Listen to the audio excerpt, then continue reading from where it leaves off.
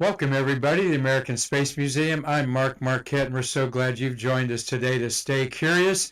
And no, I'm not in the vomit comet, but we want to talk today about astronauts, okay? 4 astronaut birthdays today on April 28th, so it must be good to be a Taurus in astrological world. And we also have 4 new inhabitants at the International Space Station we're going to talk about, bringing 11 members up there orbiting the Earth every 90 minutes, 17 times a day.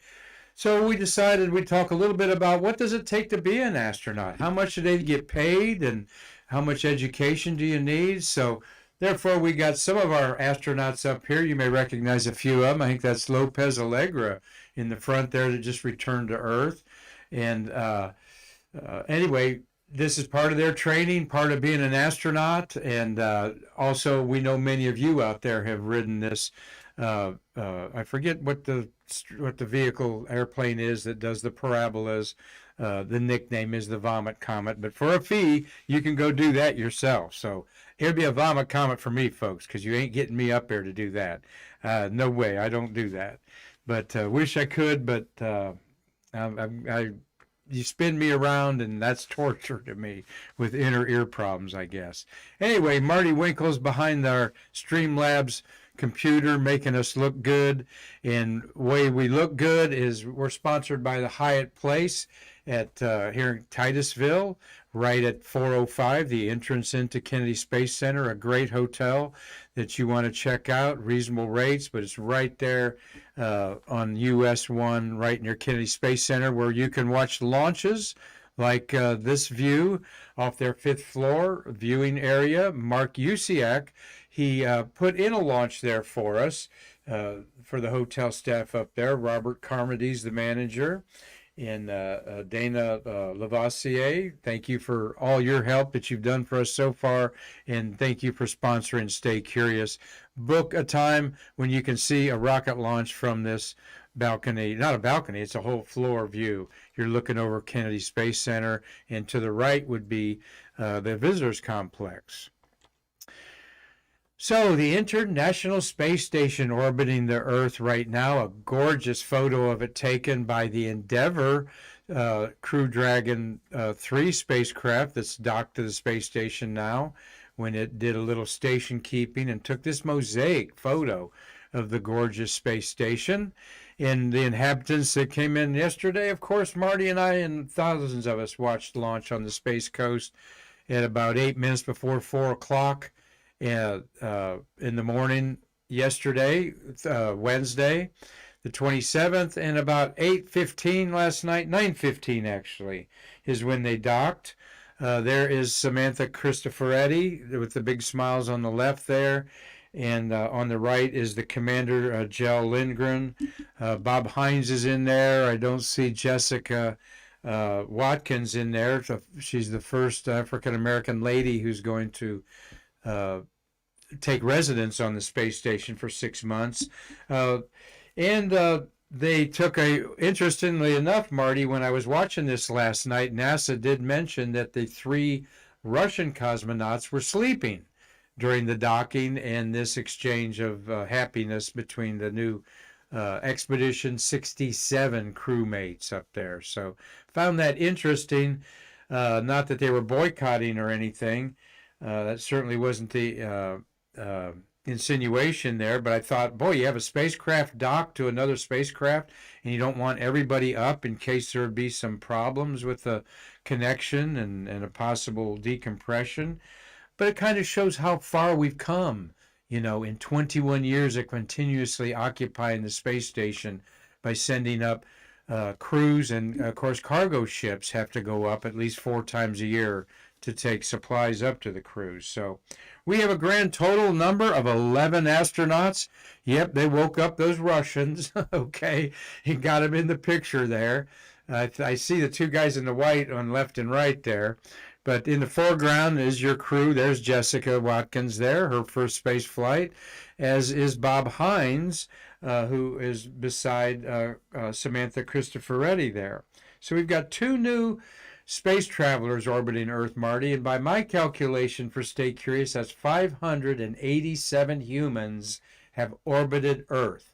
Now, some of them have punched a lot of tickets to space, up to 7 is the most, and many of them go 2 or 3 times. But 587 humans since the history of the mankind can say they've orbited the Earth. 69 of them women, adding Jessica Watkins on that.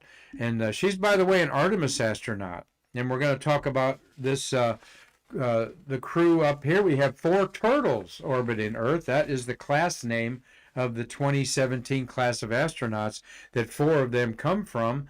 Hines there. You've got upside down in the upper right is Raja Chari, the commander of the Crew Dragon 3, that's going to come back. They're going to come back about in about 2 weeks. No, around May, about a week. May 3rd to May 4th is when they're going to bring it back. Undocking as early as May 4th, returning a day later for Crew Dragon 3. Tom Mashburn's part of that. Kayla Barron, another Artemis astronaut, cutting her teeth on her first mission. And ESA astronaut Matthias Maurer, who we've talked about with our good friend Alex Carl, who works for ESA and was here, had a Stay Curious program, and they're all heading back to Europe now after having an extended stay and watching a gorgeous launch yesterday morning. So let's look a little bit. There's our Artemis astronauts, a couple of them in there. There is our ISS combination 66 and 67 expedition crews, and they're all getting to work fast and furious on a lot of science. To show you what's going on up there, where you see Crew Dragon 3, yes, that's attached. Where you see the Cargo Dragon, that's where Crew 4 docked. And you still have a Soyuz spacecraft up there.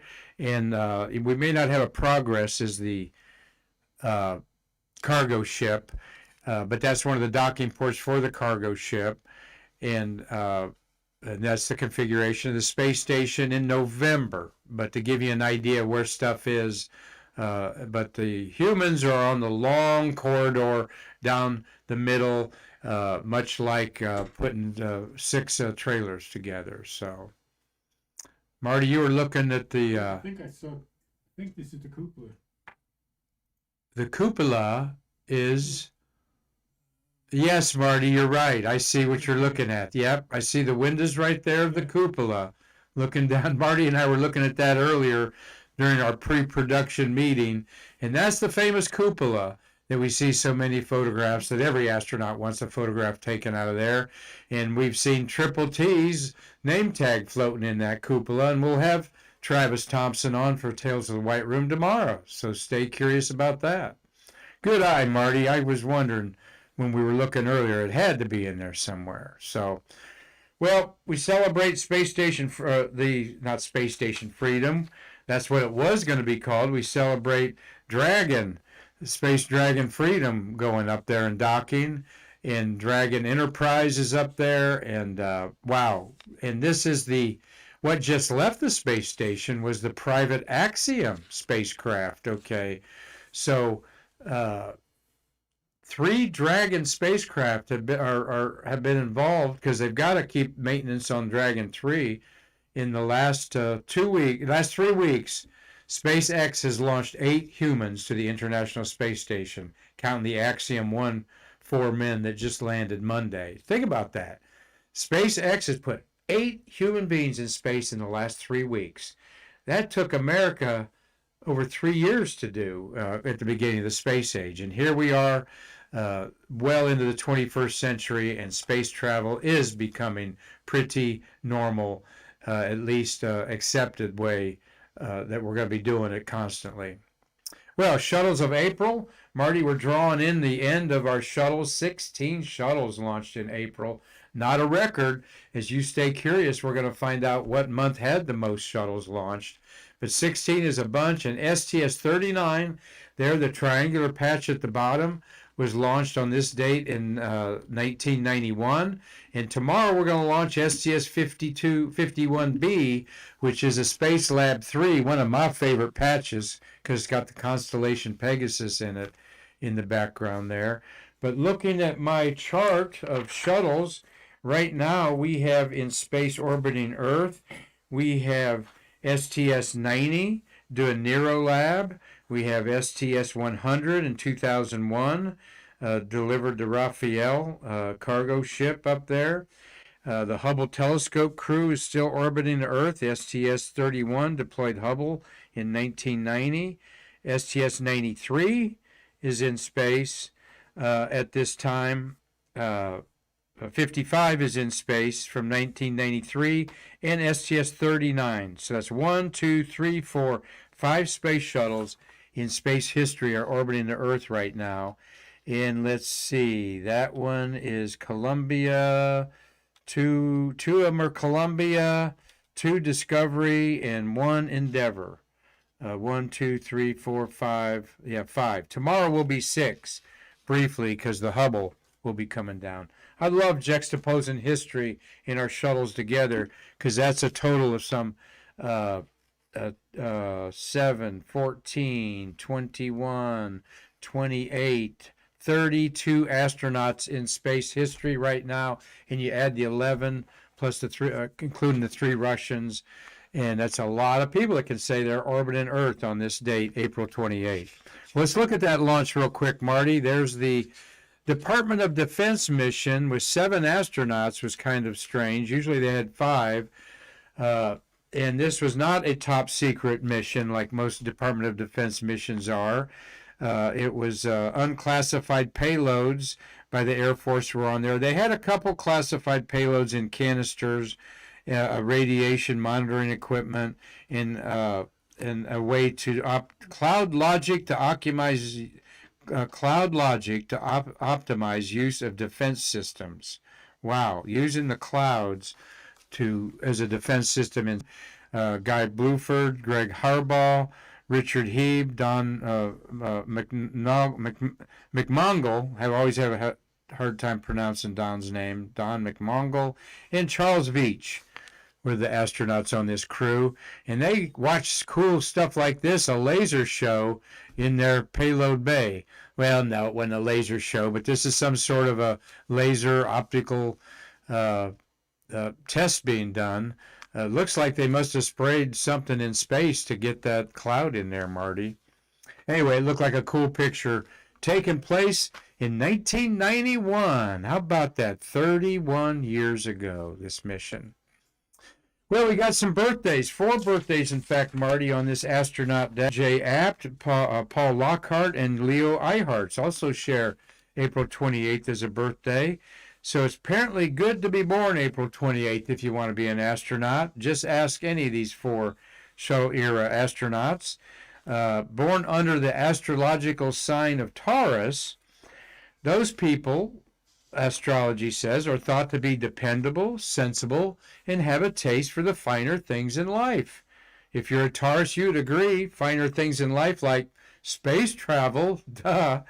So John Creighton, a Vietnam Navy pilot, taste for fast cars and ski boats.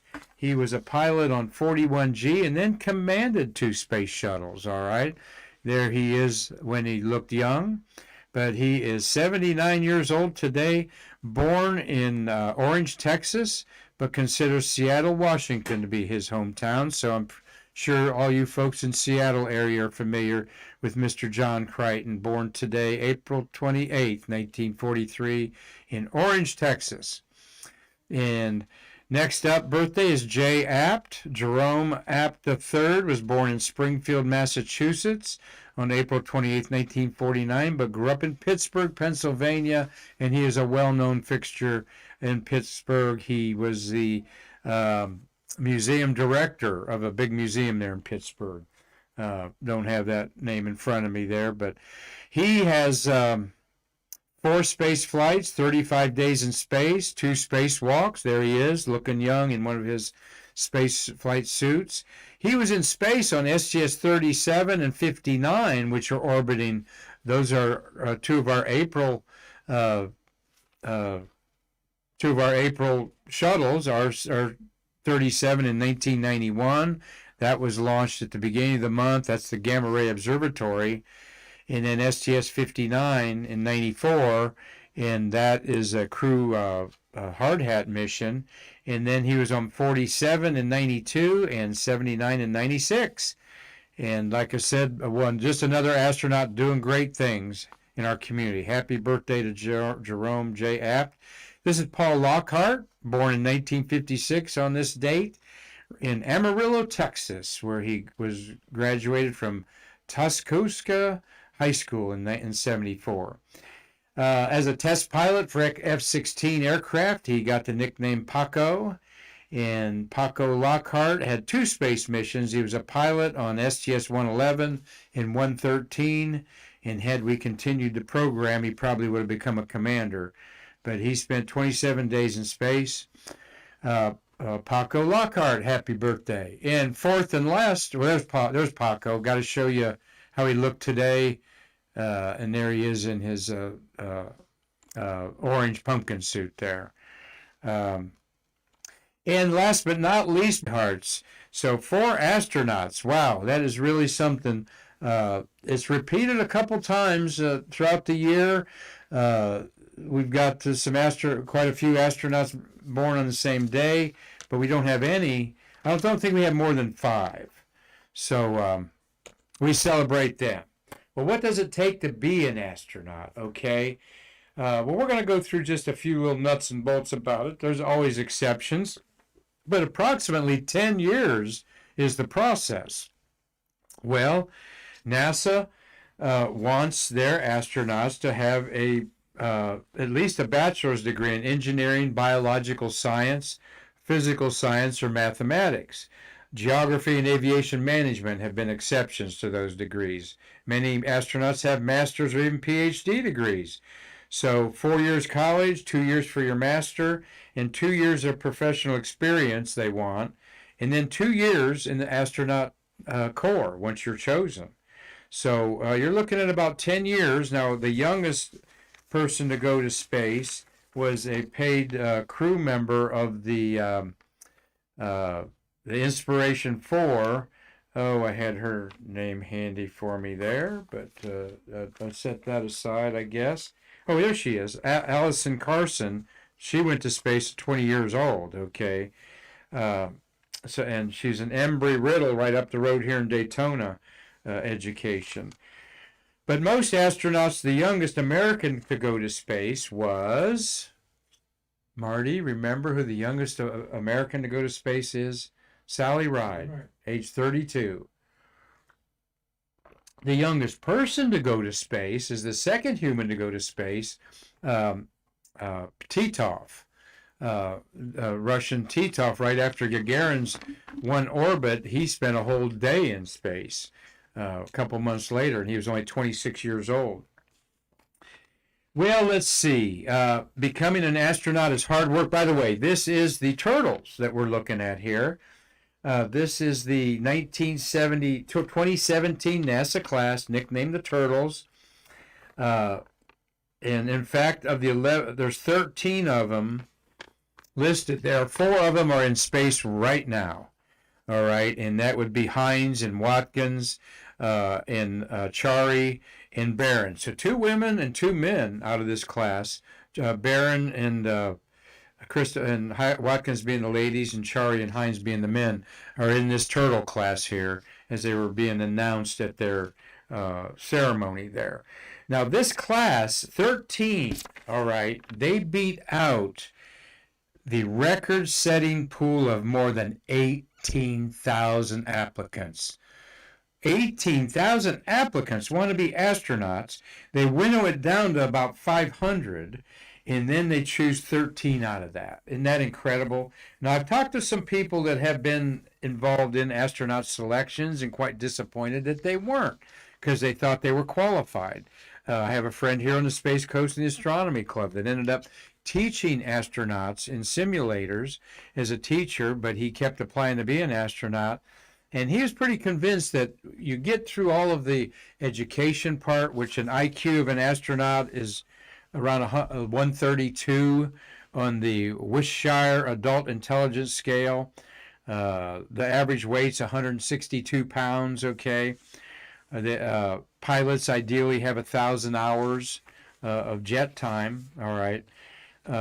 But there is a little bit of a it factor, according to one of my friends, because he just said, I didn't get along with so-and-so on the astronaut selection board, and I could never get him warmed up to me. So I knew that that was why I was never chosen as an astronaut. And you look at some of these people, you know, when you go through life, you realize it's not always what you know, it's who you know. And being an astronaut certainly helps knowing someone to pull some strings for you there, because, boy, we've met a lot of astronauts. Marty's met a lot. I've met a lot the last few years here at the Space Museum. And sometimes you just go, really? out of 100,000, out of how many, 18,000 people you got chosen? Really? You know, but I don't know much about them except what they present to you there. But however, one of our favorite supporters of our museum, Mike McCulley, pilot on STS-43 that put Galileo on its way to Jupiter, he applied 3 times, I think. He dropped out of college, I think, 3 times and kept going back and become a Navy submariner after graduating from Purdue. And Marty, Mike, you know him real well. McCulley we're talking about. He says, you know, I wasn't the smartest astronaut, you know, out there. He admits that, but he was a great personality and a great leader after his astronaut career, which he ended because it was going to take him about 4 years to fly again. He become the COO of United Space Alliance and a well-revered and loved leader, talking about astronaut Mike McCulley, giving you an idea how these guys, men and women, are. So you got to get rich being an astronaut, Marty? Not hardly. You're a government employee, and you are a GS11 to GS14 in your pay scale, whatever, you government people know that. So the income range is relatively wide. Salaries start at just over $66,000 a year. And I was telling Marty, I've talked to 21-year-old Blue Origin engineers working for Blue Origin that are making $80,000 a year as their starting salary, all right? And some astronauts don't even make that money walking into the Johnson Space Center to start their training. Seasoned astronauts can earn up to $144,000, $144,566. That's exact because that's a GS14 ceiling probably on these workers out there. So typical age range spans from 26 to 46. So you can be 46 and not too old to apply. Like Marty mentioned, it's incredible hard work, and be prepared to be away from your wife, kids, whatever you're involved with, because you probably have to think about nothing but being an astronaut, like retired astronaut Clay Anderson did. He tried 15 times to be an astronaut and finally got selected, making it through the rigorous selection. So you need to be intelligent. Duh. You need to get through a lot of training to be a famous astronaut like Paul Lockhart and sign your name to your getting out of the van before or after a flight there. There's your training that you're going through. You've got to go through some incredibly unreal training. It's probably harder on Earth than it is in the weightlessness, that being the buoyancy tank, the neutral buoyancy lab, they call it in Houston. How many astronauts does it take to change a light bulb? Well, or how many people does it take to help an astronaut change a light bulb? Well, I'm looking at about 7 or 8 people, frogmen in there that got cameras and communication and tools. This is an EVA practice on the Hubble telescope repair about 12 years ago. You also need to be able to withstand all kinds of crazy ways your body's going to be moved around on devices like this and flipped around. We've all seen that in early astronaut days where they put you in the centrifuge and stuff. that does separate the men and women from the little girls and little boys. Yeah, that's not a centrifuge. That is, I didn't say it was a centrifuge. It is not a centrifuge. I don't know what it is. I actually know what it is. It's called on the back there, a microgravity device there. But it reminds me of the centrifuge device that everyone has seen astronauts being tortured into their limits there. You've got to be adaptable to all kinds of conditions. You've got to be physically fit. So you are working out on Earth on a regular regime and then in space. You've got the mental endurance, okay? And you've got the education of constantly being educated. And I would say that having a great memory is a good asset. And I've said this story many times, that astronaut, I see his name, I see his face. Anyway, one astronaut said that practice when you're young, memorizing things you read so that you can, John Blaha, thank you, Marty. John Blaha told a young lady at an astronaut encounter, learn on your memory. Read some for 20 minutes, then sit down and see if you can remember everything. And if you keep doing that at age 10, by your 18, your friends are going to think you're special, that you got a photographic memory, but you're going to say, I worked my butt off on that. And think about what you got to learn and remember. So that's a good thing. And how much money do you make being an astronaut? We already talked about that a little bit, but who is one of the highest paid astronauts, Marty? Well, you would not be surprised that it was Neil Armstrong in 1969 during his Apollo 11 flight. In 1969 now, he made $27,400.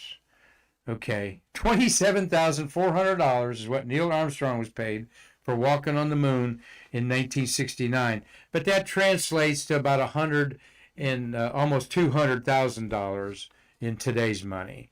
So that was some pretty good coin for a humble guy like Neil Armstrong. He didn't have extravagant boats and cars and planes and stuff like that. So we hope you've all enjoyed a little bit about astronauts. We thank Cynthia Rossi for watching. Dave Stange, thank you for watching.